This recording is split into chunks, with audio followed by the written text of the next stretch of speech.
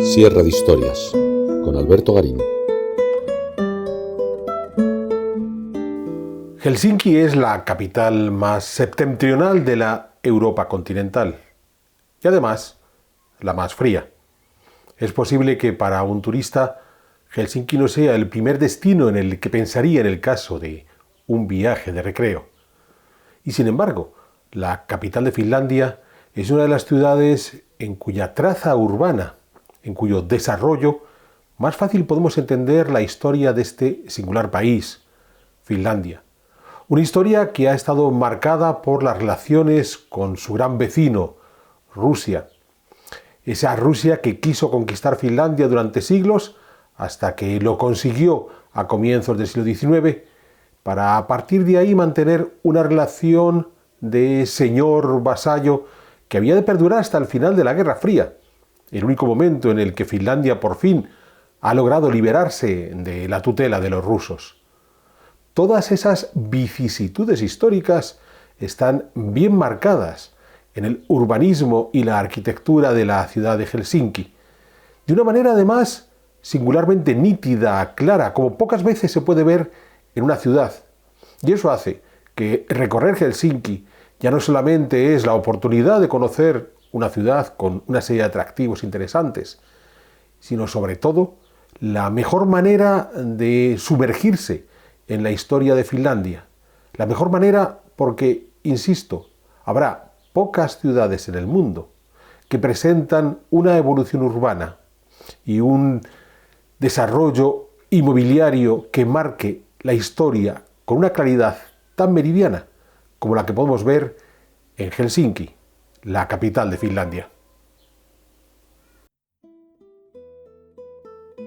Si bien la ocupación humana de Finlandia remonta a más de 10.000 años antes de la actualidad, con pueblos llegados desde el este y el sur del Golfo de Finlandia, su salto a la historia se produjo ya en la plena Edad Media, curiosamente, cuando la región cayó bajo la órbita de pueblos del occidente, primero de los vikingos llegados desde Noruega en torno a los siglos IX y X, pero sobre todo cuando los suecos colonizaron y cristianizaron la costa sur de Finlandia desde mediados del siglo XII, momento en que pudo establecerse la ciudad episcopal de Turku, que durante siglos sería la capital del territorio finés dominado por Suecia.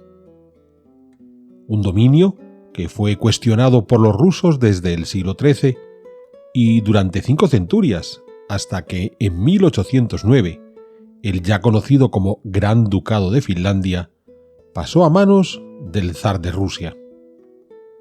En ese momento, la capital fue trasladada desde Turku a Helsinki, un pueblo costero que quedaba más cerca de San Petersburgo, en el afán de los zares por controlar a los finlandeses.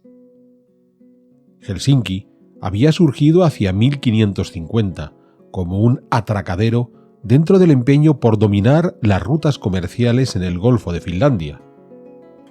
Fue establecido en un puerto interior de la costa meridional finlandesa, una costa terriblemente accidentada con numerosísimas bahías e islas, a lo que se sumaba los incontables lagos interiores.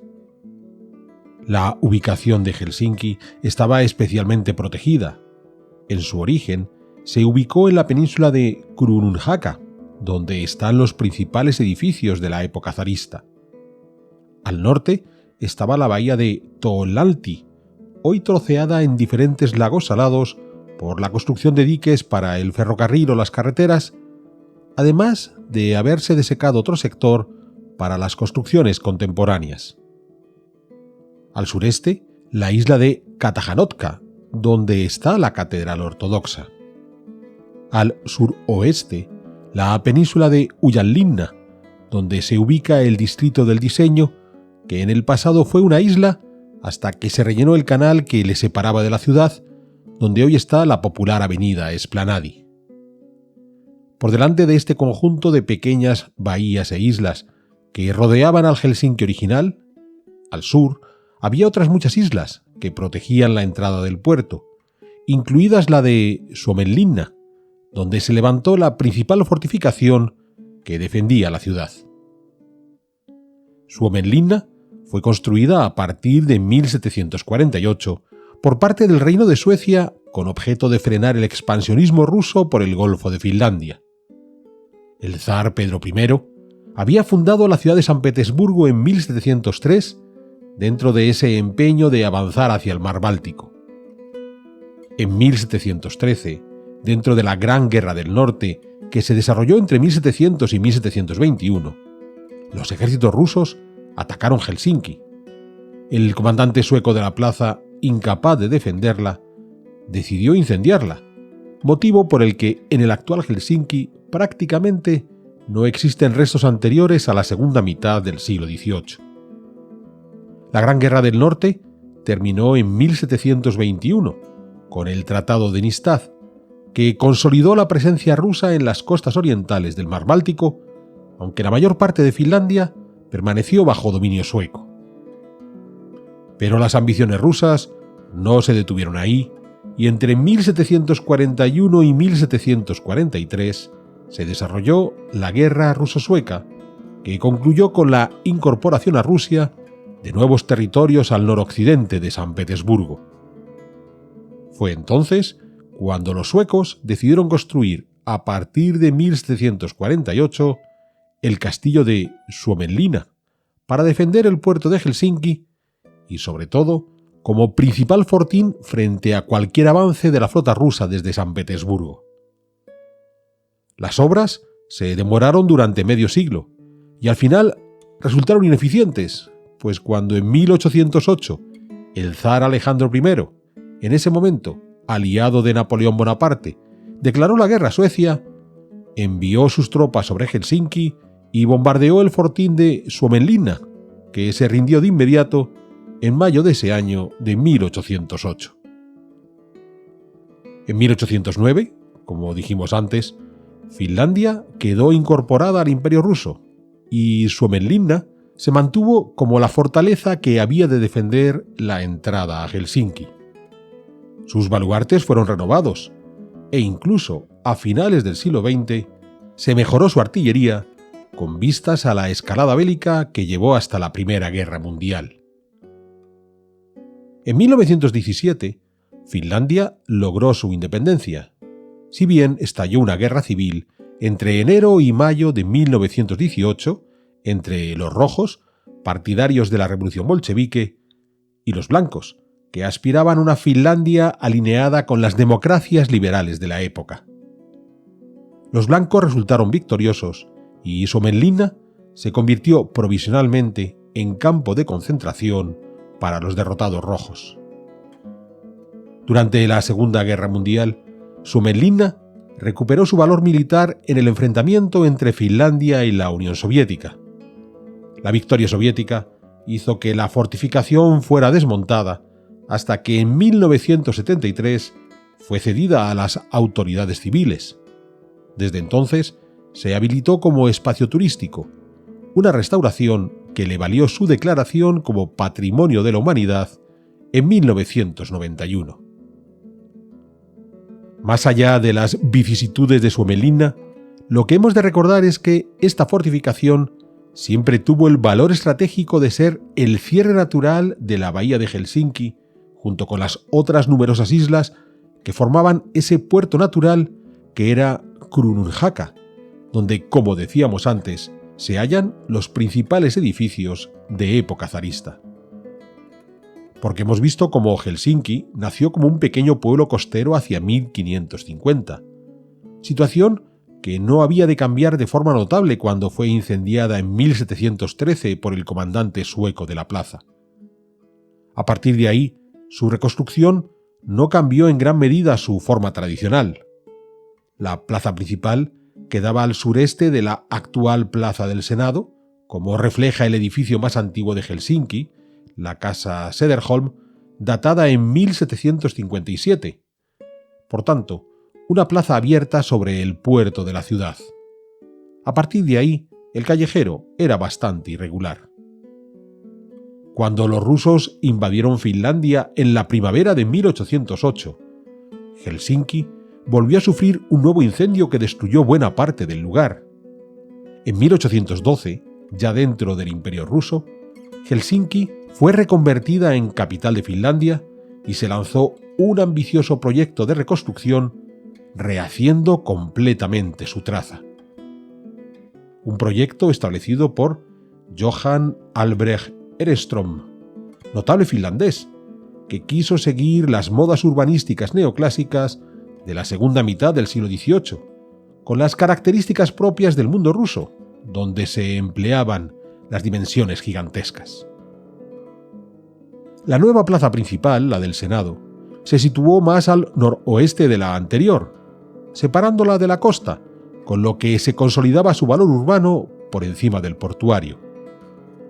A partir de ahí, se trazaron grandes avenidas, muy anchas, garantizando la iluminación, ventilación y fluidez del tráfico. La construcción de la plaza y sus edificios quedó a cargo del arquitecto prusiano Carl Ludwig Engel, que había llegado a trabajar a San Petersburgo antes de ser enviado a Helsinki. Al este de la plaza, Engel levantó el edificio del Senado, terminado para 1820. Al oeste, el edificio de la Universidad, concluido para 1832. Y al norte, sobre la cima de este montículo de Krununjaka, la Catedral Luterana, concluida para 1852. A partir de ahí, el resto del sector se articularía a través de grandes manzanas que caracterizan toda la parte histórica de la ciudad, esta de la Krununjaka, pero también la península de Ullanlinna, hoy conocida como Distrito del Diseño, o la isla de Katajanovka, la de la Catedral Ortodoxa. Unas grandes manzanas que han sabido aprovecharse en una ciudad como Helsinki, donde el clima extremadamente frío que domina buena parte del año obliga a pasar mucho tiempo en el interior de las casas, y en estas manzanas se han habilitado todo tipo de tiendas, restaurantes y otros servicios, a modo de pequeños barrios recogidos, contrastando entre esa vida parca que se da en las grandes avenidas con la actividad que se puede propiciar dentro de estas manzanas. Llevamos varios años produciendo nuestros programas de divulgación de historia e historia del arte a través de Sierra de Historias. Y lo hemos conseguido gracias al apoyo de todos ustedes que con regularidad se han convertido en espectadores de nuestros vídeos. Nos gustaría poder seguir haciéndolo y para ello hoy me atrevo a pedirles su apoyo. Les voy a pedir que se suscriban a nuestro canal aquellos que aún no lo han hecho, para así estar al corriente de las nuevas producciones que vamos incorporando a este canal.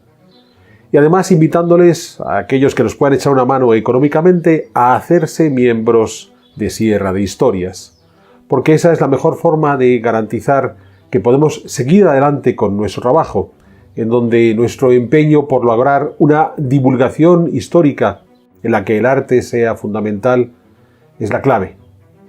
Sé que muchos de ustedes aprecian este trabajo y sé que van a poder hacer ese esfuerzo, de modo que permitan agradecérselo por adelantado y ahora sigamos disfrutando de nuestras Sierra de Historias.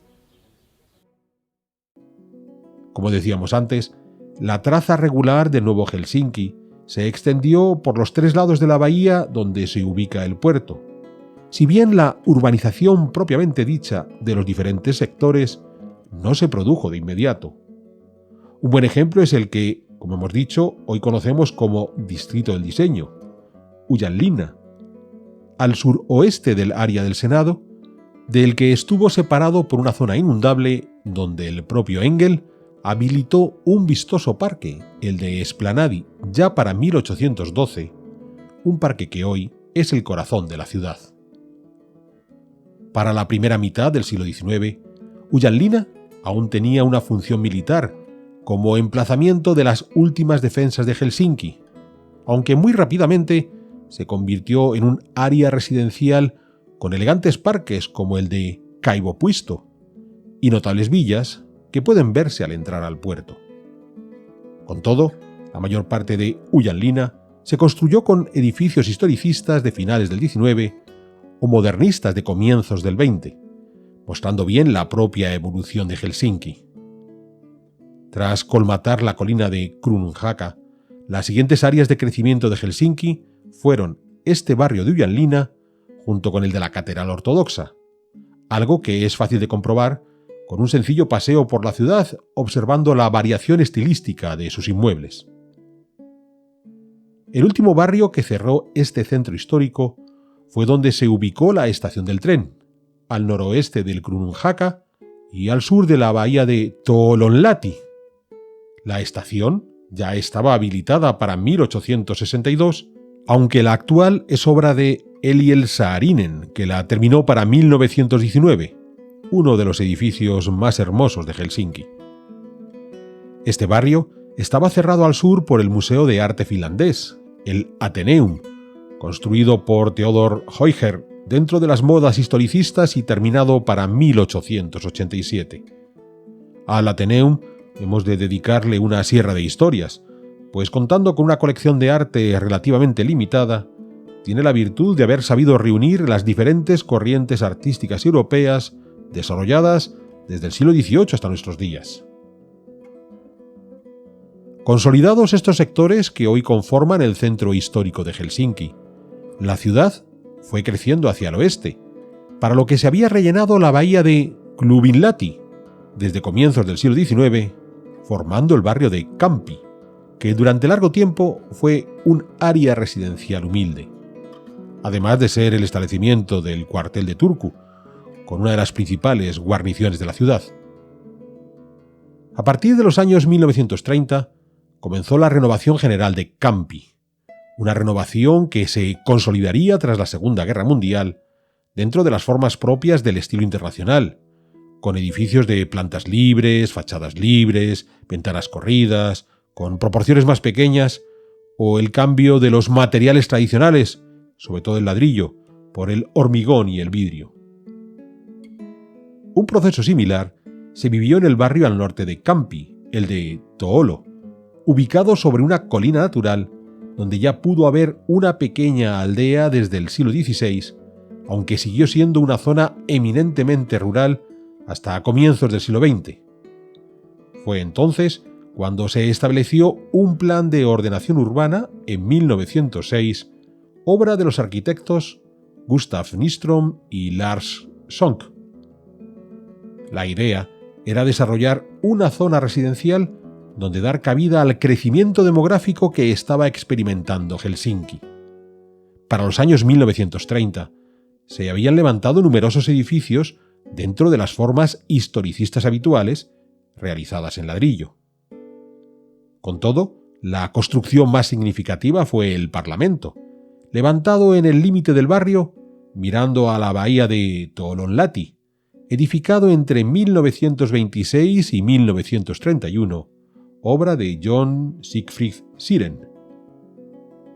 Tras la Segunda Guerra Mundial, continuó el desarrollo de ese plan de residencias, si bien ya dentro de las formas del estilo internacional, pero creando unos edificios de grandes dimensiones, con muchísimos apartamentos por edificios, mostrando una racionalidad repetitiva que se asemejaba a soluciones propias del mundo soviético.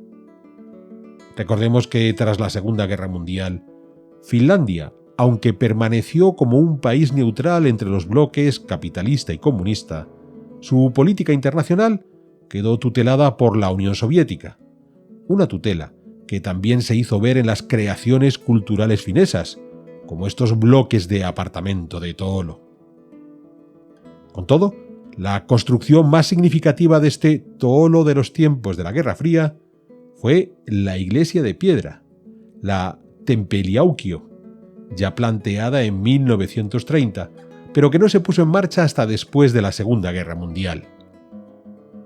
En 1961 se llevó a cabo un concurso para levantar este templo que había de construirse excavando el cerro que dominaba el barrio de Toolo.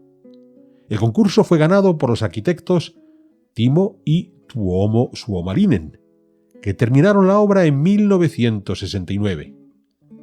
Concebida como una parroquia luterana, la rama del cristianismo dominante en Finlandia, muy pronto fue utilizada también como sala de conciertos o eventos comunitarios. Esa combinación de fines religiosos y sociales que encajaba bien dentro del espíritu finés de la Guerra Fría, donde se trataba de transmitir una imagen aséptica, sin exagerar ningún aspecto, ni siquiera el de la mayoría de sus creyentes. Para los 1970, Helsinki parecía ya una ciudad consolidada. Con todo, en el centro de la urbe quedaba un singular vacío, al noroeste del Cerro del Senado, al sur de la bahía de Touronlahti, posiblemente un área inundable por la propia bahía que puede explicar la ausencia de construcciones hasta tiempos muy recientes. Es más, el edificio significativo más contemporáneo levantado en Helsinki está aquí, la Biblioteca Oodi, terminada en el 2018, obra del estudio Ala Architects, una biblioteca que comparte una gigantesca explanada con otros edificios muy significativos, insistimos, todos ellos modernos para la historia de Helsinki, y que muestra cómo este área fue urbanizada de forma muy reciente. Al norte de la explanada está la Sala Finlandia, la obra más destacada de Alvar Aalto en Helsinki, terminada en 1971 y que fue el primer guiño hacia la modernidad que dominaba el mundo occidental frente a esa tutela cultural soviética que había sufrido Finlandia en los años posteriores a la Segunda Guerra Mundial. A continuación, puede observarse el Museo de la Música, terminado en 2011, obra del estudio LPR, que, como la biblioteca Oodi, exhibe una Finlandia completamente abierta al mundo contemporáneo. Por detrás del Museo de la Música, en un altozano, se encuentra el Parlamento finés, que ya mencionábamos más arriba, en el borde elevado del barrio de Toolo, un parlamento construido décadas antes de que se saneara esta gran explanada. Finalmente, esa gran explanada se cierra con el Museo de Arte Contemporáneo Kiasma, obra de Stephen Hall, concluido en 1998. Helsinki no es una ciudad que suela atraer la atención de los visitantes y los turistas. Tampoco a los especialistas de la historia del urbanismo y la arquitectura, fuera de seguir los pasos de Alvar Aalto, el más insigne arquitecto finlandés, que, sin embargo, tiene una escasa obra en Helsinki, siendo esa Sala Finlandia lo más notable. El rigor de su clima la mayor parte del año tampoco ayuda, pues hace inconfortable recorrer sus calles, más allá del refugio que ofrecen esos interiores de las manzanas que hemos visto, y por supuesto, los numerosos restaurantes y cafeterías que pueblan la ciudad. Sin embargo, como hemos querido mostrar a lo largo de este vídeo, pocas ciudades se ofrecen a su comprensión de una manera tan limpia e inmediata como Helsinki. Desde su ubicación geográfica al fondo de una bahía bien protegida por una barrera de islas, a su establecimiento definitivo en tiempos de la conquista zarista en torno al Kruununjaka, imprimiendo ese carácter ruso que domina buena parte de la ciudad. Después llegó un primer crecimiento historicista modernista a finales del siglo XIX, principios del XX, bien marcado en barrios como Ullanlinna, para más tarde dar paso al estilo internacional con tintes soviéticos que podemos observar en Kamppi o Toolo.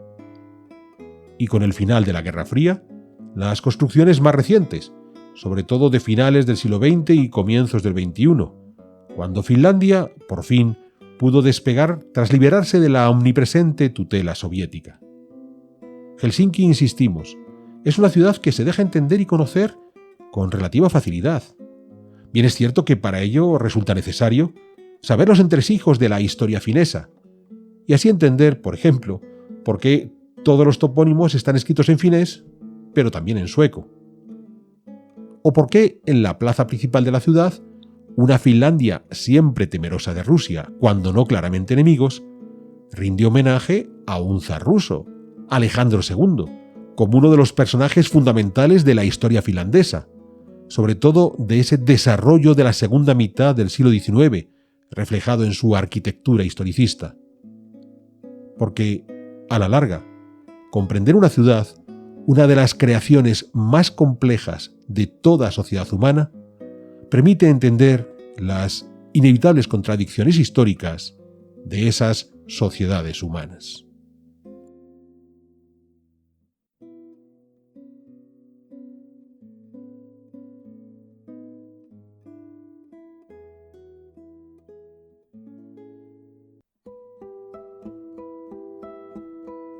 ¿Quieres incorporarte a la comunidad de Sierra de Historias? Pulsa el botón Unirme, apóyanos con tu contribución y conviértete en miembro de nuestro canal.